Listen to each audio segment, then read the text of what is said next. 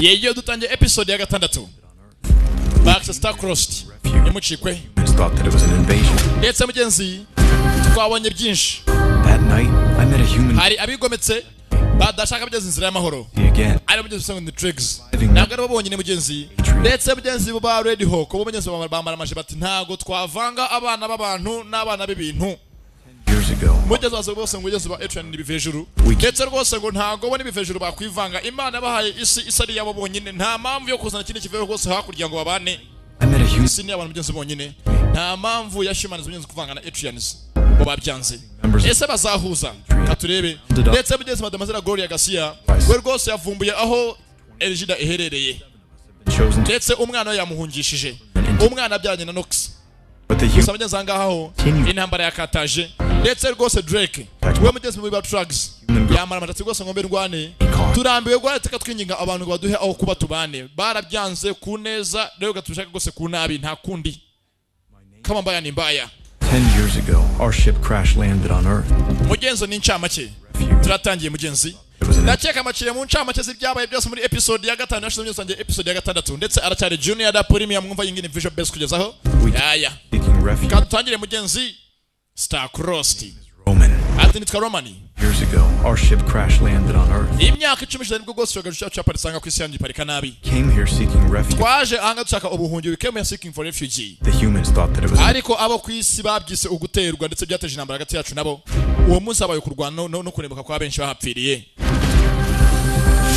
that night I met iryo joro nibwo gose nawe n'umwana w'umukobwa wanyitayeho amumutekana n'andinda bahafi uburyo bwe never thought I'd see again na nubwo nzi ko nzongera kuba namubona mu buzima bwanjye surviving members of my race ndetse bene wacu bose basigaye surviving members of our race were rounded up and isolated bose bafungiwe ahantu hamwe rwose hitaruye habonye bitwa ngo ni sector harinzwe n'abasirikare now it's 2024 uyu munsi turi mu mwaka wa 2024 been chosen to attend high school gusa barindwi muri twe baratoranyijwe ngo baze rwose bige ku mashuri y'abantu ndetse bige no kuntu abantu babayeho government integration program ni program yashizweho na leta bitangwa ni government integration program the humans and Atrians continue gusa urwango hagati y'aba Atrian n'abantu bo kwisi rwose ruracyakataje hari abiswe ngo ni Red Hawks bo rwose bamara amaje bafite kuturwanya batwanga batuzira burundu protect my people and the human girl who gusa nihaye inshinga ko afite kurinda bene wacu ndetse nk'umukobwa wongo wambaye afite nka murinda nanjye ubwanjye nkirinda previously on Star Crossed mugenzi baratwaka wese ibyo hashize muri Star Crossed deliver this to our operator rwose ahanga Drake ahabwa cube ngo agene rwose ayihe umuntu ari busange by the sector bari buhurire hanze ya sector King's removed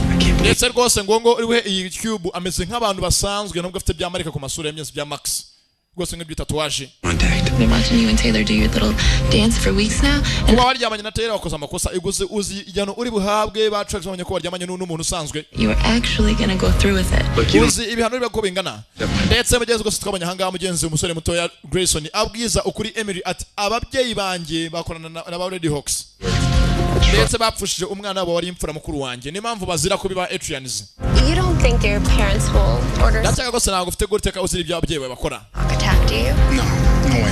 I'm willing to trust you.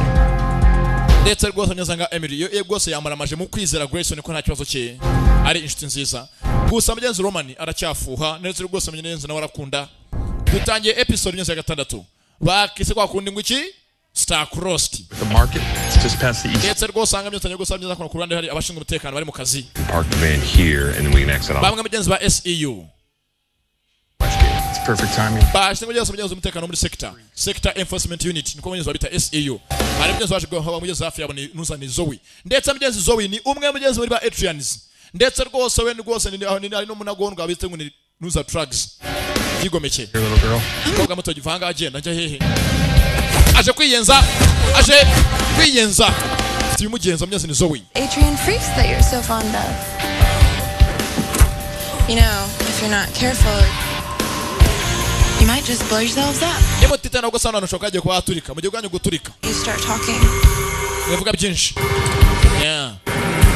bageze nabo bari ndetse rwose ari mu bantu habaye guturika hafa aho ngaho ndetse bigeze rwose guturika haturitse mugenzi imodoka bashinzwe umutekano ba SEU tubonye mugenzi uyiturikije Zoe bibutse mugenzi ba drugs bavuze ngo ubwo isi irimo gupanga kugira ngo habe rwose imikoranire myiza yacu nabo niyo ntambwe yacu rwose kugira ngo rwose twishire twizane dutangiye episode ya 6 ba Star Crossed.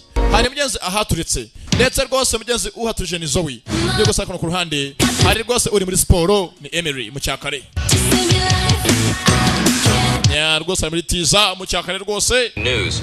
Officials are investigating whether the victims who mistaken ndetse rwose mugenzi angana kunyama satanye kubaye ku makuru explosives last night rwose amakuru avuga ati rwose habaye uguturika mu gihe wa Endidale Ben Red Hawks. ndetse rwose byavuga ko gushuguturika rwose byatuzwe kwa bishaka byatuzwe n'abitwa ngo ni Red Hawks. The scene suggests the failed kuko n'abantu bambere rwose bafite kuguhangana kweruye bahanganye n'abitwa Atrians plan for the Atrian sector. ndetse kayimo kugenda mugenzi hari waje hafi y'imgenza mu kamodoka ameze nk'amukurikiye ndetse rwose mugenzi ngakomeza ati sport ze rwose muri tiza cyakare amparika imbere Matt Bandel. muri aho banyita Bendel n'amazina yanjye I remember you. ndakuzi umunyamakuru Reporter for the Smatter Chatter. Mbega byiza cyane rwose kuri muri sport mu cyakare Tabloid. shaka iki Matt Bandel from the Smatter Chatter. Care to explain why you're following me? wambwira impamvu nkurikiye nyakuba umunyamakuru Bendel. I need a quote for a story I'm working on. Nyene rwose ko makarapuro gace kuri ku nkuru nimo kwa nako nakwandika nimo gutunganya. Orders stalking young girls on their ukeneye kwandika ku nkuru ivuga ko babyuka bajya muri sport cyangwa ukeneye kwandika kimwe cyo kugenza niki? No. Oya. About Cyper. Nyene kwandika inkuru kuri Cyper karabaye sasa. Cyper mugenzi tuyizi nk'umuti wo muri sector indani waba Atrian. Uyikanzemo. I'm making a story about Cyper. That's that bogus Atrian herb. Uravuga bya bindi ya nkuru yo ruvuga no hanze y'igihuha ivuga ngo barenga umuti ngo uvura indwara zidasanzwe witwa Cyper wo muri sector. People say it cures disease, but benshi avuga ko rwose ngo uwo muti uvura indwara zidasanzwe kandi indwara rwose zitakira. I'll use that. Ndetse kandi hari ikintu ushobora kuba ubizi unagira ngo ume amakuru. Hakonyeza kwavanye neza kunika screen. Cypher's real. Sasa mugenzi wa munsi bagana mugenzi hagati ya Emery na Julia. Avuga ati Cyper ko ni yanyayo if Cyper is real. You know. Ndabizi ugira icyo mbwira. Wa munsi bombi bagana mugenzi Julia amaze kuba yakira amaze kuyavurwa na Nuza na Romani. Hari mugenzi afashe amashusho yabo n'amajwi. N'umunyamakuru mugenzi songo ni Bendel. I was just discussing with my friend a conspiracy. Ayo na uwo munsi ndaganira n'inshitanye ku bya Cyper twanye n'ibindi mbese ngaho biraho gusa biraho. I was telling her that I read that it was real. Nari ndimo gose mubaza niba kubyo n'ubyo numvishe bavuga ko bishaka ari ukuri bivuga ko Cyper ishaka kuba hari byanyabyo. That a story. Well, I know the two of you were both sick for a long time and are now. Umva abakobwa batumfite inkuru nzi ko kera mwigeze kurwara aho mu rwara imyaka myinshi mwigeze ukwegeze gose amara imyaka 4 rwose ari immune deficient rwose ameze nko umubiri udafite rwose udahangarwa bukomeye. Yeah, thanks to modern medicine. Ariyo kuko ngiye kuko namaze imyaka myinshi rwara mugenzi nawe yamaze imyaka rwaye none ni iki? Something to do with Cyper. Ndakeka izo ndwara mwari mu rwaye mwamaze imyaka myinshi mu rwaye zakize wasanga rozuriye na Cyper. I don't care what a website says. Ndakeka byo rwose ntago nzi nibiki. There's a hoax. Do you really want to turn us into freaks of our high school based on a hunch? Yes, yene kujya kwandika inkuru y'amafuti dafite ishingiye kugira ngo abantu bakubone nk'umuntu w'umuswa. You publish this fake story? Kugira ngo gose wandike inkuru dafite ishingiye kuko yavuzwe na Red Hawks bavuga ngo ukuntu ngo ba sector nako abantu ba Atrian atari bene wacu batuye muri sector. Made into a pariah too. Do you want an exclusive story? Something that can get you some real attention? Umva rwose shaka inkuru wumva ko yatuma abantu bose baguhanga amaso nifatika. None shaka kubikena kumva. You don't. Umva nyefite yo udafite. Access. Ufite access, nyefite gose kuna nagera ku makuru. To school with the Atrian 7. Kandi rwose ba Atrian barindwi turigana bivuze ngo ibintu byinshi byabo nzi nakubwo ubwo kugira ngo wandike inkuru ifatika. I can get you something better than Cyper. Najya gose nagushakira inkuru nziza irenze Cyper. Yatuma gose umenyekana neza kurushaho. All right. Sawa. You can bring me a juicier story in the next 8 hours. I'll publish it. Running with what I've got on Cyper. Karabaye sasa ngo amuzanire rwose inkuru masaha 8 ndetse rwose inkuru iryoheye kumva na rubanda yajya mu binyamakuru byabo. Rwose biratuma rwose nari cyangwa guperereza kuri Cyper. Giye rwose bizaseka biganirira. Gusa bageze kugana ikibazo. Cyper iba imenyekanye hano hanze byonyine. Ba Atrian bose amaraso yabo yose mugenzi ajya ku isoko ajya kugurishwa. Ariko sha uzi umuti uvura kanseri. Kanseri yananiye abahanga bose kuri iyi si. Ni ikibazo. Sasa mwe gusa ku ruhande. Bagenzi muri ba Atrian hari abahari. Rumor has it those Red Hawk savages. Ndetse rwose mugenzi abazaga mugenzi babiri Nuza ni Roman na mushiti we Drake. for the market when they blew themselves up. Mwana bishingo rwose ko uyu munsi mugenzi ba Radio Hoko baturikije igisasu bashaka kugira ngo none bagaragaza ko batwamaganye mu mujyi wabo twinjiyemo. We're convinced the humans aren't out to wipe us all off the face of the earth. None cyo ndakeka none utangiye kwemera ko abantu batadushaka bene rimwe na rimwe batadushakira kubana nabo mu nzira y'amahoro. Drake. Look around you, Roman. Roman rwose banze bamaso bitonze websha amaso banze abantu bose bakoze bakuzengurutsa bose ni bene wanyu. Bakene mu nuko baba hafi. This prison. Ndavuga ngo ukeneye guduce mu nzira y'amahoro kugira ngo tune rwose n'abantu bo Kristo kuri iyi si yabo ntabwo bizashoboka. Distinction. Oh, that's right. Niyo mpamvu rwose nyese kugira ngo nzarwane wenda nzapfe nirwana ahubwo kugira rwose mbe imuga nabimva bikagira inzira. Now you only see the world in black and white. Trags see the world how it is. Uba rwose ba trags bajya ngo akore ibintu uko biri kandi barabona ibintu uko biri kandi mu buryo busobanutse. We are world. Hey. Umva. What are the trags planning? Asone mu mwega ngo trags murapanga iki cyo mwumva ko mufite kugira isi mukagira yanyu. It's either us or the humans, Roman. Umva abantu bose Kristo bose baratwanze kandi gutsaka kujya tubane n'abantu batoshe cyangwa bose isi tuyigiri yacu. Choice. Mata mu dufite. War is not the only way to get our freedom. Ariko ntago intambara ariyo nzira yonyine yo gushaka amahoro. Migration is, I don't want to share this planet with people who want to. Umva nje ntago nshaka gusangira iyi si n'abantu batuma ko bamfata nk'undi mugenzi wabo bamfata nk'undi mbwa y'abahubwo. And neither should you. Kandi ko nabwo kubishaka none. Like one of Vegas dogs. Nubwo nagaganga uri imbwa ya Vega mu wa mugore bayoboye ba trucks umeze nka uri imbwa ye. But he's dog. Umva nje nta muntu ndi imbwa ye. Fighting to free my mother. Nje ndimo ndarwana kugira ngo mama wafunzwe afungurwe. And your father who was killed. Ketse rwose nyango iso wapfuye azira ubusa utegeze namwe ahabwa ubutabera ku rubwo yapfuye azira ubusa. Uyu munsi dore urupfu rwe. Human guard. Why you stand on the sidelines? Yewe nubwo umeze nkaho tuje gusumenya ko iso yapfuye azira ubusa. Kandi ufite rwose guhorera urupfu rwe. You think I'm just going to stand by? Barakeka nzatuza ndebere. Watch. Mwitwaza urupfu rwa data kugira ngo murokirite ingabo zanyu muze murwanire hamwe. Ntabwo mbyemera ubwo kigiye mvuze ngo ntabwo ngira ngo turi mu nzira imwe. Nimba mwitwaza kuko data yapfuye kugira ngo mure mu rwanire namba zanyu z'amafuti ntabwo mbyemera. Simbyumva kandi. Mugenzi ba trucks bo bamara amaje bati byanga byako turwane intambara y'inkundu y'injyana muntu. Aho kuzapfa turimbwa. Tuzabimva bigira inzira basi. Abashenzi ku isi banze kuduha ubuhunge banze kuduha aho kuba.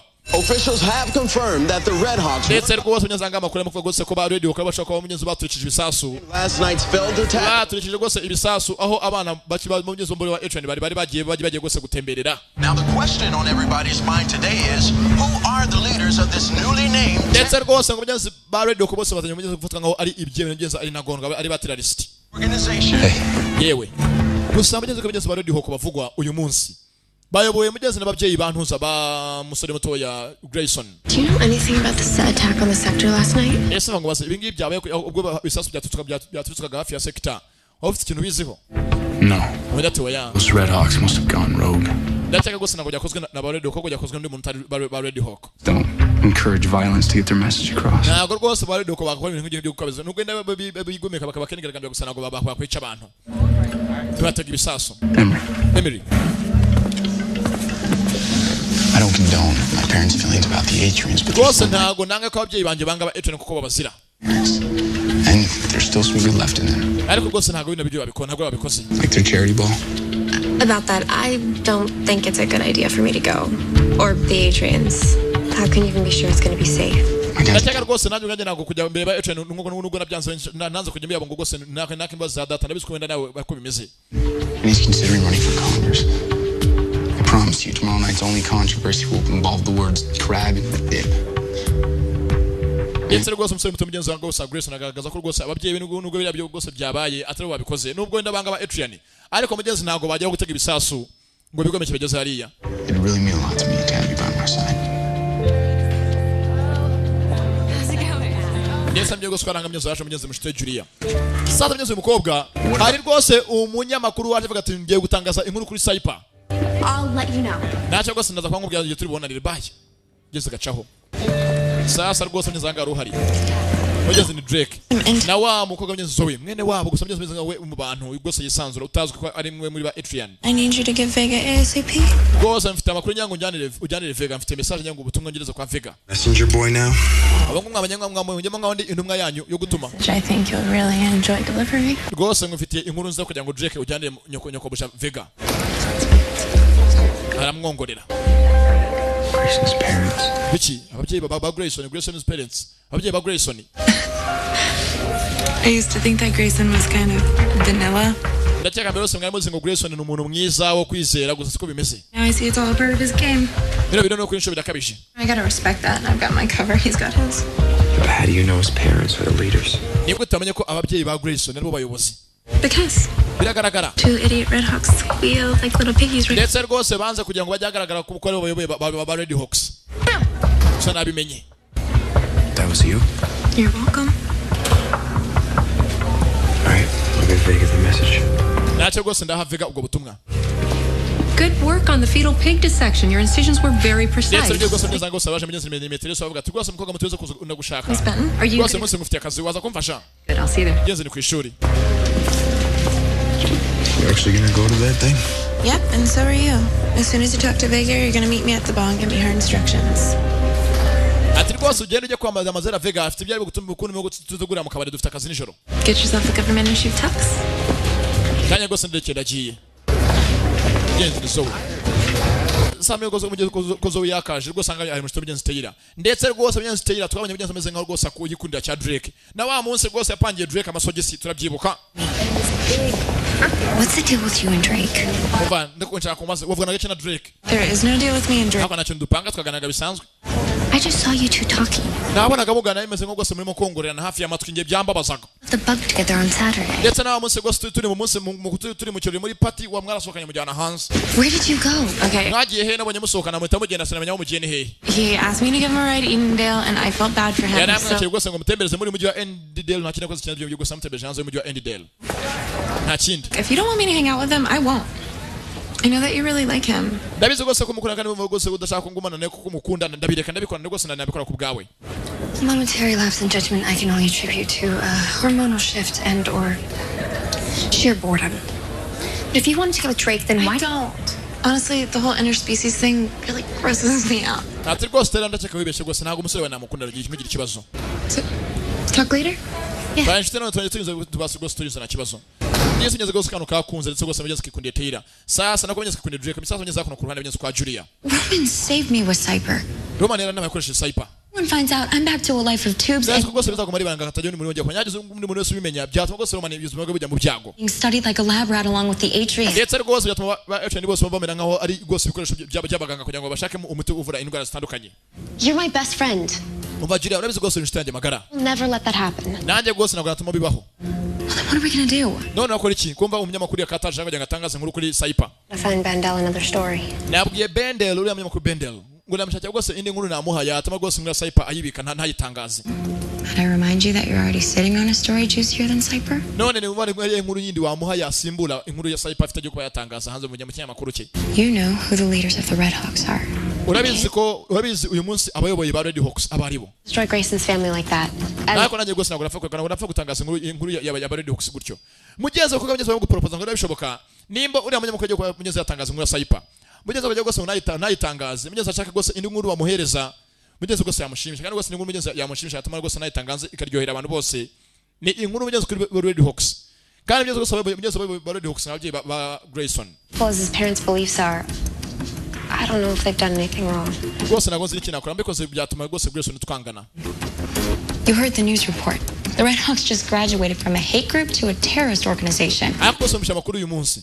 Gusa tujya gusanga ba Red Hawks ntabwo gifatwa nk'abantu bigaragambya gusa bafashe nka ari ibyigomeke. Abantu bitera ubwo terrorists bateza ubwoba mu baturage. Consider it a public service. Who knows what they're going to do next? Rwose nzo ngabone bose bategereje kumara ikiba ba Red Hawks bakora kindi kirenze kuko batanye gukora rwose ibikorwa bidasanzwe. Surely his parents didn't order the attack. Umva rwose nuza yambwije kuri Grayson ko ababyeyi batari bategetse ngo habe rwose gutega biriya bisaso. Change the fact that they're Hatrians and erega ntago yabyanga ngo tubiza bizuka ababyeyi baba mu ndi babanga ba Hatrians bivuze ngo ntago yapfa kwemera ko ababyeyi ari babikoze afite kubeshya. Even if you can get Bandel something better, who's to say he won't still pursue the Cyper story? Umva rwose Grayson nako Bandel mushakire indi nkuru n'ubwo gutatamaza ababyeyi ba Grayson gushaka indi nkuru yatuma adatangaza inkuru ya Cyper. I think I might have an idea. Rwose ajya afite igitekerezo. Story, I need you to talk to Lucas. Ati rwose ngiye ngufashe n'ubwo Gwenda uriya mugabo atatangaza iriya nkuru ya Cyper gusa ufite kwavugana na Lucas. Lucas adufashe. Sasa mugeze rwose mugeze kuno kurana mugeze kwa Eric. Rwose mugeze Eric ejo buri radio kwa mugeze yafungwa. Azira ko mugeze kwanya na Red Hawk. Mugeze Eric rwose yarakayemo rwose ntabwo yishimiye ibyo amuko yakoreshwa mugeze akorana na Red Hawk. I'm out. Whoa. Let's gato tuvugane. Out of the Red Hawks? Ese gose bavyishwe ko tagikorana na barodi ko ko abava mu ndatsego nabavuyemo. For good. Yeah, man. Sawa. Ko byanyabyo. I used to believe in what they stood for.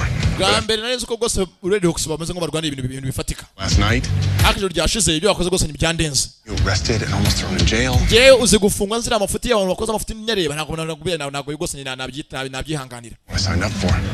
You know Vartan's gonna try and talk you out of it. I mean, you're their inside man at Marshall. Yeah, let him. Umva rwose ntabwo apfa kuva muri barodi kandi rero umuntu tumeze ngo twizeye muri Marshall High. The Red Hawks in this school can take my place. Mushake undi ubajyamo ajya babaha amakuru mu Marshall gusangira ngo ntabwo nyibishoboye ndari mbivuyemo. Bajye gose Eric mugenzi yareguye ngo rwose we na ba Red Hawk nanga kibarimo bavuyemo. Ntakeza kabo bamunyuza mu gukina intambara y'amafuti. They still wanted to go to Red Hawk meeting tomorrow night after the ball. Rwose yambwiye ngo nanga ashaka kujya mu nama za Red Hawk zajya ziba mu masaha y'ijoro. Last ditch effort to get him to stay. Ndetse rwose ngamakusaba mu Christian agace yashaka. Perfect, but he can admit when he's wrong. What? Ni iki kuma kundeba gutyo? You always choose to see the good in people. Ati rwose teka ryose ushaka ibyiza mu biri mu bantu ndanabibonye. Kandi rwose ushima kandi usokora ibyiza ndabindukana Grayson. It kind of becomes your default setting. I would be honored to be your date to the charity ball. Ati rwose nanjye nakishimiye kuza munsi mukuru wanyu byanshimisha. Yeah. Ndetse mbyeze rwose ngo ise w'umugenzi wa Grayson yapanze umunsi mukuru w'umugenzi wo gufasha abakeneye. Ngo rwose umusaza kuzamo abantu benshi cyane. Yeah, mbyeze yamusezeye. Mushuti wiwe. I know, I was thinking you could wear a... So twaganira. Bagenzi ranga mbyeze benze ngati nkatishimye. Well, that explains it. What? Byose biragaragara iki? Constant defense of humans. You're hot for one of them. No, rwose umenze kuba wabona ko abantu ataraba kwiza atari nabo gukunda. Shaka kuvuga iki? Emery's a friend. Shaka kuvuga iki? We may be in different worlds right now, but I've still known you my whole life. Rwose tumeze ngo umunsi masi abiratandukanye gusa mfite byinshi maze kubona Romani. Iki? I wonder how you'd feel if you knew who your friend was dating. Ndakeka sinzi uburyo ki wabyakira bamenye ko inshuti yawe w'umukobwa Emery umuntu bateretana ari ikindi kintu utakeka. What are you talking about? Shaka kuvuga iki? Grayson's parents Ababyeyi ba Grayson are the leaders of the Red Hawks. They are the leaders of the Red Hawks. Nibo bayoboye ba Red Hawks bamwe batuzira. Karabaye. Ngo mugenzi ababyeyi ba Grayson ise na nyina nibo bahagarariye mugenzi byabo byigomeke bitangwa ni Red Hawks. Bizira ko mugenzi wa Adrian. You don't believe me, do you? Ndakeka nagwanyizera. Look at me. Deba. I'm telling you the truth. Ndimo ndakubwira ukuri kandi rwose ukuri kuzuye. If that's the truth, then he's keeping it from Emery. Niba ariko kuri bivuze ngo Emery ntabyaza. Would never do anything like that. How much rwose nago Emery yakora ikintu cyo ngo akunda n'umuntu azi ko umuntu ari utuzira. About her? Asa ko Emery musubingana iki? Humans can't be trusted. Urabizi nago abantu arabo kwizerwa. Humans can't be trusted. Biggest supporters since day one. Even you can see. Bare ko urabizi ko rwose Emery kuva mbirose yambaye hafi. Neza rwose akomeye mu gushimira zaruwaje barimo gushwana. Thank you. Rwose anga mufite invitation zo kuza munsi mukuru ko wa mucyo. Mugenzi mucyo family rwose niwe mugenzi niwe family yuko aba Grayson. You're going to the Montrose. Ugiye kujya mu munsi mukuru wo utategana na ba mucyo ndategwa najyayo. Even after what you just told me. Kandi bamaze kukumbira ko ari bahagare ba Red Hawks ntabwo mfite ko nanjye ntabwo nabyanga mfite ko kwamagaye. Be rude. Najyayo. Big is planning some sort of retribution. Wasanga nafite ikintu cyopanga kibi tutamenya ngo ugiye kujya munsi mukuru wabo. Don't let it concern you. Bagasa nugira ikibazo. It's concern me. Gutugana nako bindeba birandeba ariko. Your every move. Kananga. I'm your +1. Rwose nanjye umunsi mukuru ngome tujyane mu ndabanda bamurimo. Filimi irasasa. Mugenzi bakiri inkuru ko mugenzi ababyeyi ba Grayson ari bo mugenzi bahagarariye ba Red Hawks. Etse mugenzi ngo bahagarariye kwibanga nta wundi muntu ubizi. Filimi irasasa. Ko umunsi mukuru bakawujemo.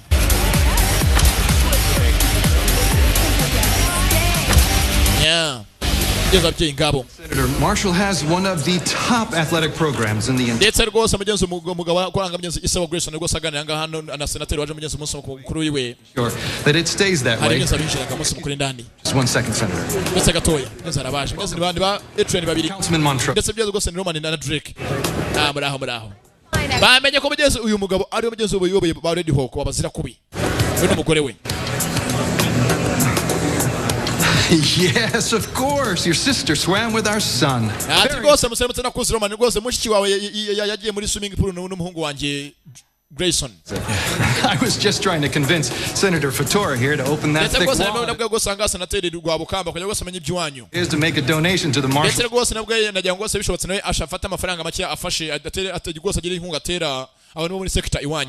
Gentlemen, tell me what I can do to... Well, there's overcrowding in these quadrants. A picture is worth 1,000 words. Towards our scholarship fund. Wonderful to meet you too.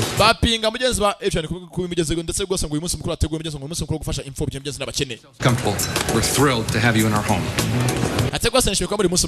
Clean up well. Thanks, Miss Beth. That's easy for her to say. She's not being people like a bunch of monkeys. Hidden track here to help you with your plan. I know you're working with someone. Me, you'd see you just came in.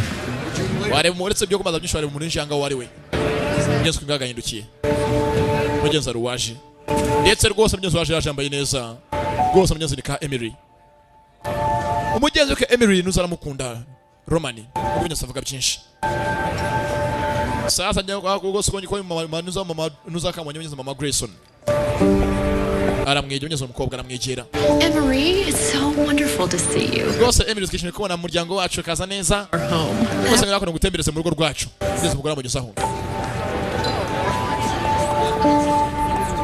mugenzi wakagiye yarasigara sa mugezi akuno ku ruhande mugenzi arabaje rwose bari muri misiyo haje mugenzi rwose anga mugenzi ni Zoe na Drake bo rwose baje ngaba drugs baje muri misiyo rwose mugenzi ko bashaka intambara na kindi Dr. Vega?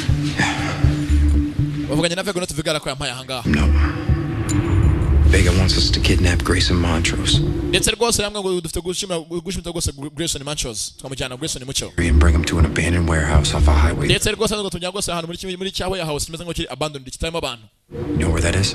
urahazi In the woods, we won't be... ndahazi rwose nanjye naje ahambwe dufite kumujyana A firm that operates the crate. ahubwo se ngo tufakora kano kazi kose turi twenyine kugira ngo biri bworohe Grayson to his parents. gusa gushima rwose Grayson tukamujyana ugiye barahangana ngo biri tworohere In exchange for the release of prisoners?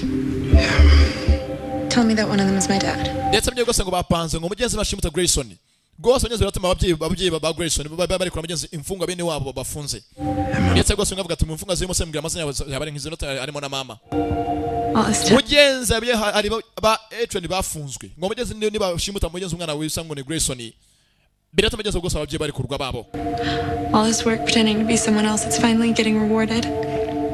I'm gonna get my dad back. Yeah, but one problem. How are we gonna knock Grayson out? musoko sanga ikibazo kimwe none ngiye Already noticing. niba tutuvane Grayson munsi mukuru tukamujyana hanze ni kindi kibazo nibaza Idea? yewe turyo bwanjye Meet me at the bar in an hour.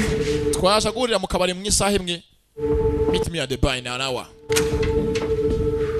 Grayson started swimming when he was 3. He was sasa mugeza ku ruhande rwose abahari brother. rwose nyina wa Grayson n'umukobwa muto wa Emery Always have been. rwose mugeza ngambwe iby'umuryango wabo kuntu babayeho rwose Grayson yakundaga koga mu mazi kuva kera hose The last picture we took of the four of us together. dore rwose foto yacu y'umuryango turi kumwe na mukuru wa Grayson wapfuye witabye Imana Grayson looks so much like his brother. ndetse rwose Grayson asa na mukuru wiwe Family? We've helped each other through some tough times. It's important that we stick with our own during times of need. ati rwose bageze dore kumwe nk'abantu rwose dukeneranye tukabana hafi You're very sweet. ati rwose mukobwa muto biranshimisha kandi uri mwiza And I know that Grayson's been spending a lot of time with you over these ndetse aho namenye ko rwose umuhungu wanjye Grayson ari kumwe nawe byaranshimisha cyane byaranyuze weeks.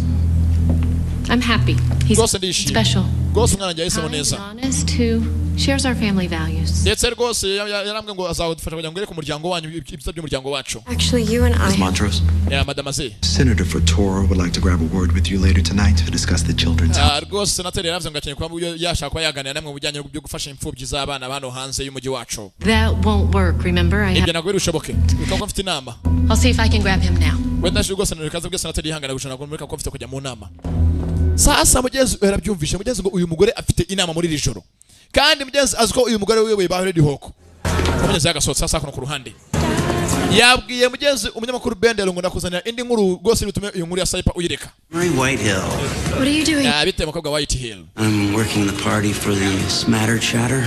naje no rwose najya ngaje gutara inkuru y'ibimo kwa munsi mukuru wo gufasha abakene Spread on plastic surgery among Edendale's elite. Slow news day. Digging going. I'll have something to you soon. Rwose vanga nazo kuzana bimwe twasizanye n'ibyo ndibukuzane inkuru iri bugushimishe inkuru bitangaza abantu bose basomye ibinyamakuru byabo. Because TikTok the site. Bose mukoga mutumenya ko gose amasaha arimo kuba yagera ugire vuba vuba ntutinde. After gose ko mu inkuru. Have you got it? It acts like a magnet. Rwose after kan Lucas yamaye. Karakora nka magnet. If you place it up against Nugakira kuri device irimo amafoto yacu n'amajwi yose yafashwe n'uriya mugabo wa mustuganira. Tablet, it'll corrupt the file. Byose leta gose iyo nkuru afite yose yangirika. Zap. No more cyber video. Yetse rwose ngo iyo video yacu yafashe nyene tugana kujya cyber yose leta isibangana. Wouldn't rather just get Bendel the Montrose story. I can't destroy Grayson's family. I just need to get close enough to Bendel to destroy the video. Yetse byo gusanga jira baza mugenza tse ko kuba rwose wazana igisebo mu muryango wa mucyo umuryango wa Grayson natasinze ko cyo ndibukore. Doesn't work, Emily. Is there anything you can give Bendel without hurting Grayson? Yese naende ngumva ko waha Bendel yamushimisha kugira ngo gose gutangaza inkuru yacu ya cyber. Iyi machine dukoresha baye yanze.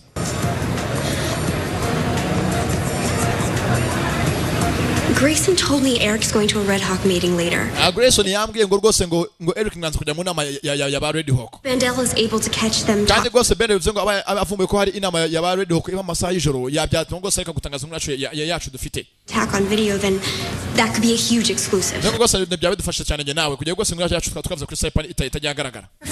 None dukora iki? I don't know. Sinzi. But sagira icyo ukora. You come in. Najya rwose nawe ngo icyo mfasha.